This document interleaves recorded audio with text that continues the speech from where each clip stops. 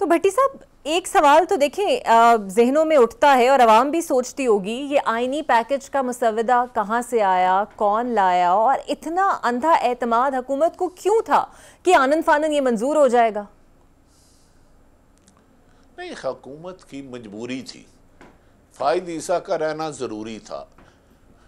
आईनी तरीम बहाना है, इमरान खान निशाना है, सिर्फ और सिर्फ एक शख्स को, क्योंकि उसने फायद ईसा साहब ने बल्ला छीन लिया, उनकी बातें नहीं पूछ रही।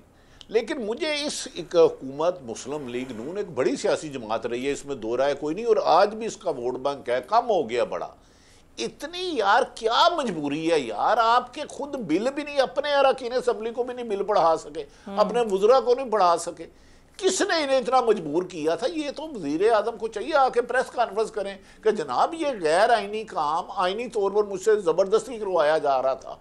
यहाँ कहें कि हाँ मैं खुद इस मुल्क की अदलिया को कमज़ोर करना चाह रहा हूँ, कल को ये और दीगर अदारों के बारे में भी ऐसी कानून साजी कर देंगे कि कोई इंडिपेंडेंट फैसला ना कर सके।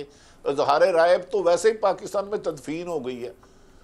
तो मुझे बताएं, कोई जी होश सियासतदान ये काम नहीं कर सकता। मैं नहीं मानता कि शहबाज शरीफ पर बहुत ज़्यादा दबाव है, अब ये खुद क्लियर कर सकते हैं, वरना इतनी अंधेर नगरी एक गैर कानूनी काम को आइन की शक्ल देने के लिए, कल को एक मिसाल के तौर पे मैं देता हूँ, ये असम्बली कह देती है कि ये असम्बली 20 साल रहेगी, ये कानून साजी कर देती है, तो क्या मंजूर होगा?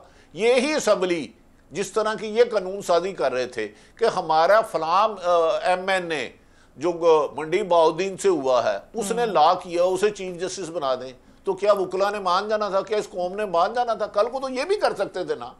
जब आज 5 की ऑप्शन दे रहे हैं, मेरी मर्जी, जब आप कह रहे हैं जी एक हाई कोर्ट के जज को जब चाहे हम फेंक दें, आपने पुलिस बना दी है इसको, जैसे थानेदार को इधर से बदला, लोगों के बच्चे उठाए, औरतें उठाई, उन पर झूठे पर्चे दिए, उन्हें झूठा चलान किया, तो कल को डू यू थिंक ये कहे कि जी मेरा फलां MP MNA ने किया तो मैं इसको चीफ जस्टिस बना रहा हूँ?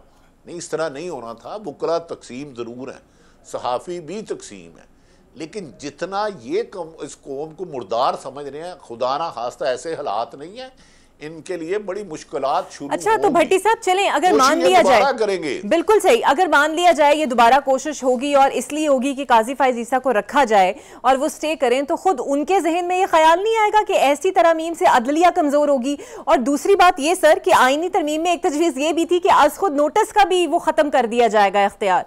तो काजी फायज ईसा साहब को खुद तो एहसास होगा ना कि मैं रहूं या ना रहूं, मैं तो अदलिया कमजोर कर जाऊंगा इस तरमीम के बाद पीछे। मैं अदब एहतराम से कहता हूँ, अचानक पिछले दिनों एक खबर चली कि फायद ईसा ने, अगले दिन उनके तर्जमान ने या सेक्रेटरी ने तरदीद की। अगर ये एहसास उनको होता तो ये डिस्कस ही ना होती कि उम्र बढ़ाओ।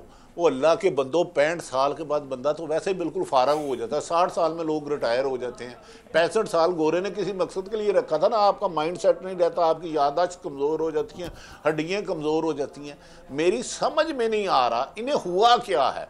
और फायद ईसा सबसे लोगों का ख्याल था कि ये नहीं करेंगे, तो लेकिन खंडरात बता रहे हैं हमारा तालीशान थी। मुझे तो हैरान हूँ कि अदलिया ही अदलिया को कमज़ोर कर रही है, और वकला बरादरी जिन्हें हमें हमेशा फ़ख्र रहा है, उनका भी अदब एहतराम से शायद वो किरदार नहीं रहा जो होना चाहिए। अगर अदलिया को कमज़ोर करने का मतलब है इस मुल्क में सीसलन माफिया और गॉड फादर अमलन आके बैठ गए हैं, और वो जिसको चाहें गिरफ्तार करवाएं, जिसको चाहें सजाए मौत दिलवाएं, जिसको चाहे बाइज्जत बरी कराएं, वो डाका लीगल कर दें।